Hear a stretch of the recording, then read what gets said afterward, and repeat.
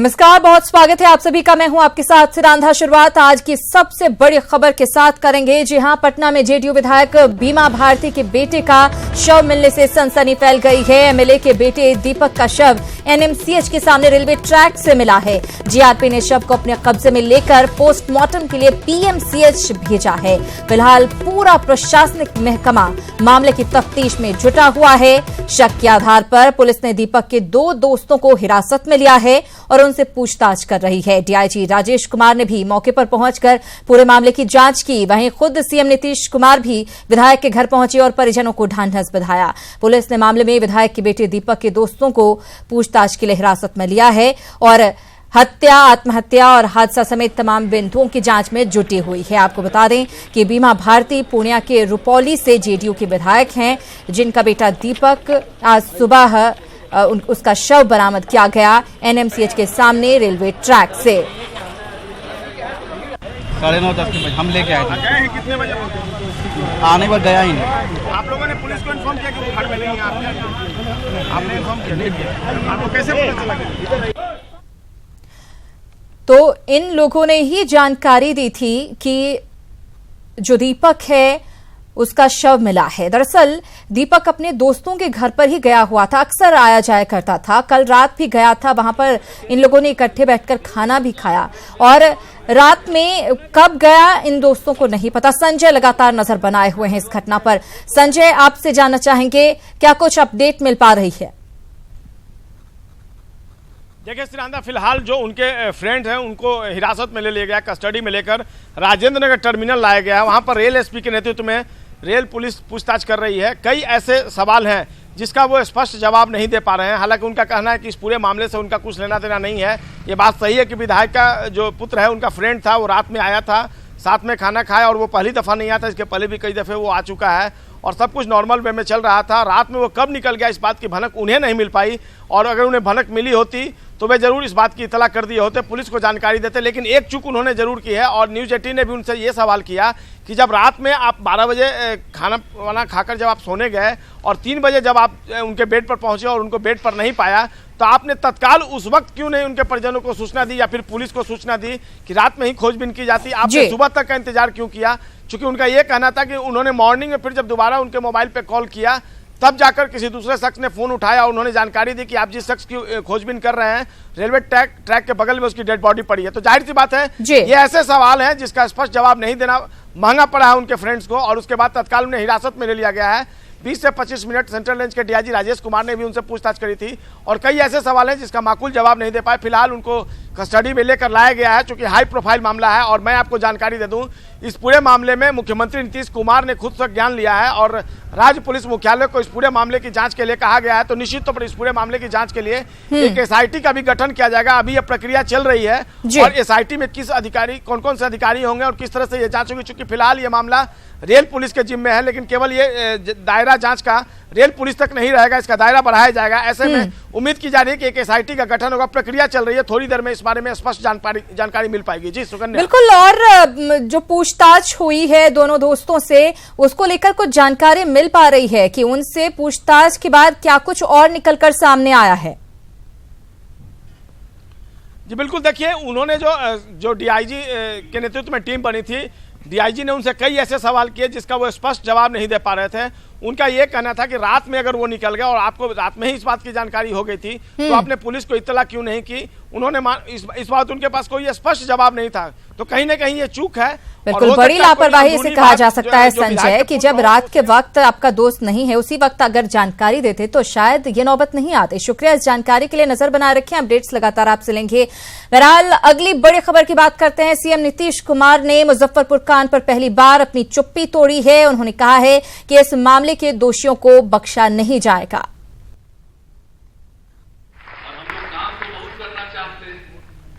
कई ऐसी घटनाएं घट जाती है, मुजफ्फरपुर में ऐसी घटना घटी कि हम लोग शर्मसार, इतनी तकलीफ में और आत्मग्लानि के हम लोग अब शिकार हो गए। समझ में नहीं आता है कि समाज में कैसी कैसी मानसिकता के लोग हैं।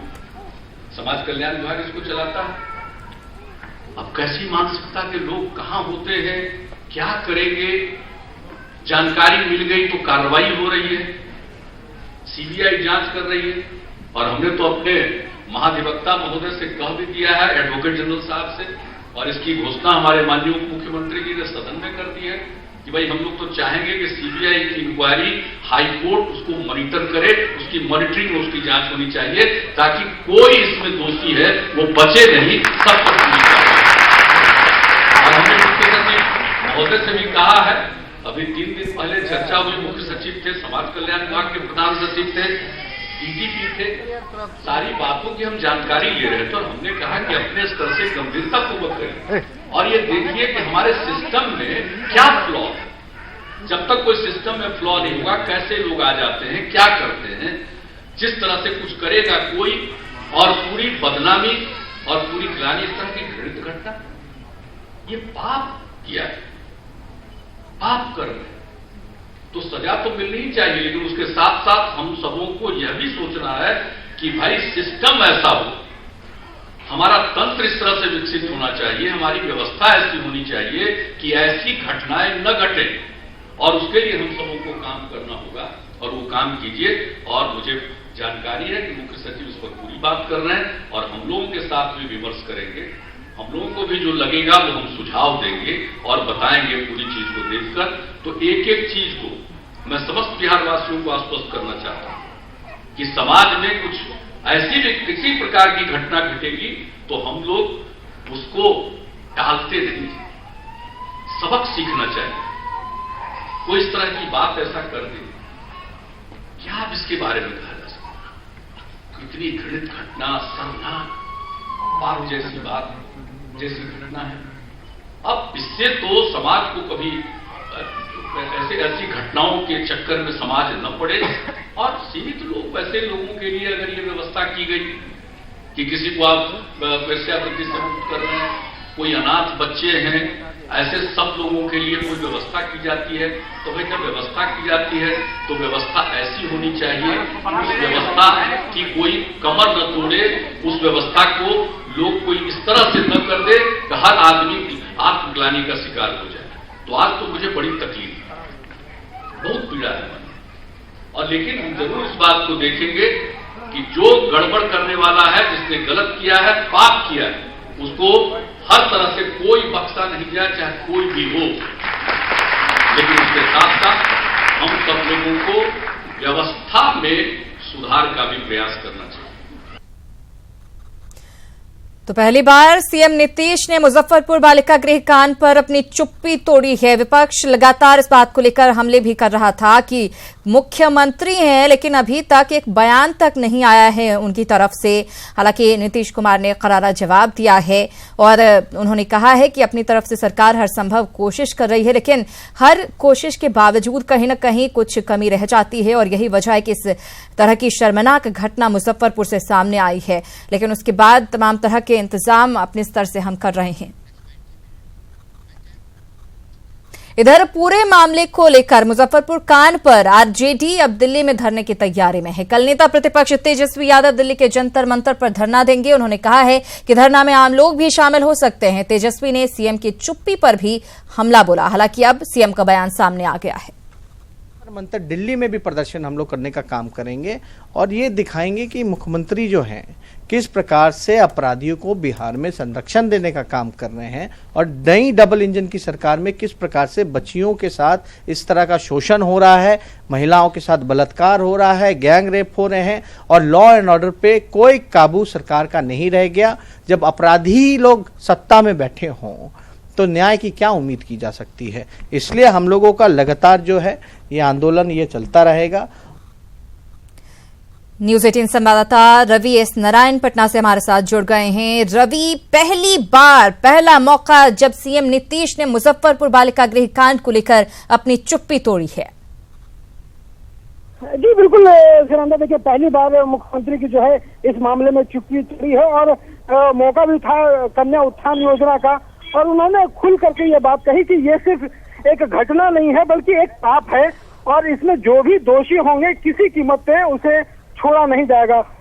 आप सोच सकते हैं कि नीतीश कुमार ने सीधा इसे अपने इमेज से लिया है। उन्होंने कहा है कि जब तक बिहार में नीतीश कुमार का राज है तब तक जो है ऐसी घटनाओं को बढ़ने नहीं दी जाएगी। लेकिन सबसे बड़ा सवाल है कि उन्होंने खास करके इशारों में ही कई बातें कह डाली। तो उन्होंने कहा है कि ये जब घटनाएं होती हैं तो ये घटनाओं को ये पारदर्शी कम से कम ऐसा तंत्र होना चाहिए जहां से ये बातें सबके तक पहुंचे। जैसा हम लोगों ने देखा कि मुजफ्फरपुर में ये जब जो रिपोर्ट आई थी, रिपोर्ट के 1 महीने के बाद भी इस पे कोई कार्रवाई नहीं हुई। तो इसे भी नीतीश कुमार ने संज्ञान लिया है और कहा कि ऐसा तंत्र कम से कम तो विकसित हो ही कि जब मामला सामने आए तो त्वरित कार्रवाई हो और सबको पता चले। तो ये उन्होंने एक गंभीर सवाल उठाया है और ये कम से कम इस मौके पर ये विश्वास दिलाया है कि जो दोषी होंगे उस पर बड़ी कार्रवाई की जाएगी। जी बिल्कुल, अभी तक जो विरोधी हमला बोल रहे थे उन्हें भी करारा जवाब मिला होगा। हाँ, निश्चित रूप से ये जो लगातार हम लोग इस घटना के बाद से हम लोग बिहार में और तमाम जगहों पे जो धरना प्रदर्शन और विपक्षी हमले लगातार होते रहे हैं और ये सवाल उठाए जाते रहे हैं कि नीतीश कुमार के इस मामले में अभी तक चुप क्यों नहीं है। तो वो चुप्पी आज टूटी है और बखूबी टूटी है। उन्होंने कस करके ये कहा है और ये आश्वासन दिया है, अपने अधिकारियों को भी सख्ती के साथ ये कहा है कि ऐसी कोई भी घटना आज के बाद नहीं होनी चाहिए और वो तंत्र जो है वो विकसित करें जिससे कि घटनाएं अगर घटती हैं या कुछ भी होता है तो नीचे से ऊपर सबको ये बात का पता हो और तत्काल इसमें एक्शन लिया जा सके। मुजफ्फरपुर कांड इनके लिए इनका कहना है कि एक सबक है और इस मामले में दोषी को बिल्कुल हम उम्मीद यही करेंगे कि सबक की तरह इसे लिया जाए और इस पर वाकई आगे कोई ऐसा मामला सामने ना आए, कार्रवाई हो। बहुत शुक्रिया रवि इस बातचीत और जानकारी के लिए। तो सीएम नीतीश कुमार ने पहली बार मुजफ्फरपुर कांड को लेकर बयान दिया है और मुजफ्फरपुर कांड को लेकर नीतीश कुमार पर बिहार कांग्रेस प्रभारी शक्ति सिंह गोहिल ने भी निशाना साधा है। बीजेपी के साथ जाने के बाद कुशासन बाबू बन गए हैं वो, तो मैं मानता हूं कि उनको जिम्मेवारी स्वीकार करना चाहिए। अभी तक उसने कुछ नहीं किया, वहां पे 14 एफआईआर भी नहीं फाइल करते हो और तो छोड़ो, तो कैसे आप वहां बैठ सकते हो? मतलब इस्तीफे की मांग तो बिल्कुल हम कहते हैं कि जब आप डिलीवर नहीं कर पाते हो, तुम्हारे साथी लोग एक्यूज्ड को बचा रहे हैं और तुम हाथ पे हाथ धरे बैठे हो, तो उस कुर्सी पे बैठने का अधिकार नहीं है। वहीं आरजेडी सांसद मीसा भारती ने कहा है कि मुजफ्फरपुर मामले का हल सृजन घोटाले की तरह ना हो, इसलिए दिल्ली के जंतर मंतर पर धरना देंगे और सरकार से इस्तीफे की मांग करेंगे। और उसके बाद कैंडल मार्च भी है जो इंडिया गेट तक जाएगा और इसमें सारे विपक्ष के दल के लोग उसमें शामिल होंगे और एक ये मतलब कोई राजनीतिक मंच नहीं है कल का, एक सोशल अवेयरनेस की तरफ है कि किस तरह से महिलाओं के साथ देश में और राज्य में घटनाएं ज़्यादा बढ़ती जा रही हैं छोटी छोटी बच्चियों के साथ। तो मुजफ्फरपुर की बालिका गृह को लेकर के हम लोगों ने कल ये आयोजन किया है। वहीं केंद्रीय मंत्री अश्विनी चौबे ने कहा है कि बिहार सरकार ने मामले में सीबीआई जांच के आदेश दे दिए हैं, लेकिन लालू काल में हुए दर्जनों रेप का हिसाब कौन देगा? घोटाले को छिपाने के लिए जंतर मंतर है। अरे जंतर मंतर से वो कोई काम नहीं होगा। जो घोटाला आप और आपके पुरखों ने मिलकर के किया है और आज नेता बन रहे हो, यज्ञ हो, युवा हो, आशीर्वाद भी है, युवाओं को आशीर्वाद देता हूं, लेकिन युवा भ्रष्ट हो जाए तो उसके भ्रष्टाचार के बारे में क्या कहा जाए? नहीं, लेकिन जो स्वयं भ्रष्ट आचरण के लोग हैं वो देश के अंदर क्या कर सकते हैं? जंतर मंतर में आगे कोई उनको बड़ा संवाद मिल जाएगा ऐसा? तो मुजफ्फरपुर कांड पर आरजेडी अब दिल्ली में धरने की तैयारी में है। कल नेता प्रतिपक्ष तेजस्वी यादव दिल्ली के जंतर मंतर पर धरना देंगे, लेकिन बीजेपी ने इस पर निशाना साधते हुए कहा कि तेजस्वी सिर्फ नौटंकी के लिए दिल्ली में धरना दे रहे हैं। बीजेपी सांसद ने कहा कि मुजफ्फरपुर मामले को लेकर सीबीआई जांच के आदेश दिए जा चुके हैं। हालांकि आरजेडी सांसद मनोज झा ने पलटवार करते हुए कहा कि बच्चियों के साथ दुष्कर्म को लेकर धरने को कोई नौटंकी न कहे। उनको धरना देने की जरूरत तो नहीं है। जो सीबीआई तो पूरा उस पर ये चार्ज ले ली जब, तो उसमें फिर अब धरना देने की क्या जरूरत है? अब तो सीबीआई इंक्वायरी कर रही है, बहुत तेज़ी से इंक्वायरी कर रही है। कुछ काम दूसरे लोगों को भी लिए छोड़ दें। ऑल इंडिया लेवल पर ये चर्चा हो ही रही है, मीडिया के माध्यम से हो या जब सीबीआई इंक्वायरी हो रहा है और उन्हीं लोगों के मांग पर सीबीआई इंक्वायरी हो रहा है, तो उसके बाद ये तो उनका नौटंकी है, पॉलिटिकल माइलेज लेने की बात है। इसका कोई तुक नहीं कि दिल्ली में तो सब कुछ जाना है कि क्या हो रहा है। तो ये जनाने की बात क्या है? तेजस्वी जी अपना पॉलिटिकल माइलेज लेने के लिए जो नौटंकी करना हो करें। बहुत हुआ महिलाओं पे बार, अब की बार डैश डैश डैश सरकार। कहाँ है आपके सरोकार? माननीय सुप्रीम कोर्ट ने कल सुओ मोटो कॉग्निजेंस लिया हमारे गवर्नर साहब को लिखना पड़ रहा है। ये कौन लोग हैं? इनकी संवेदनाएं कहाँ है? हम राजनीति नहीं कर रहे हैं। उन 40 बच्चियों जिनके साथ दुष्कर्म हुआ है, एक मोमबत्ती जला के कहना चाहते हैं, बच्चियां तुम्हारे साथ इंसाफ नहीं हुआ, जहां तक हो सकेगा हम साथ खड़े रहेंगे। कटिहार में विकास के दावे की हकीकत की ऐसी तस्वीर सामने आई है जो हमें झकझोरती भी है और बेबसी की नियति भी है। हालात ये है कि यहाँ एक ही दरिया में विकास बेबस होकर तैर रहा है। ये रिपोर्ट देखिए।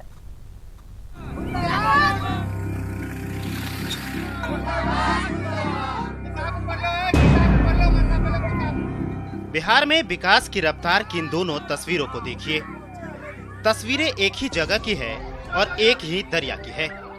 पहली तस्वीर में कंधे पर एक शव है जिसे लेकर लोग दरिया पार कर रहे हैं। वहीं दूसरी तस्वीर उसी दरिया की है जहां स्कूल जाने के लिए मासूम कदम इसे पार करने को बेबस हैं। ये दोनों शर्मनाक तस्वीरें कटिहार के बुरारी प्रखंड के गुमदा टोला की है, जहां बारिश से नहर लबालब है।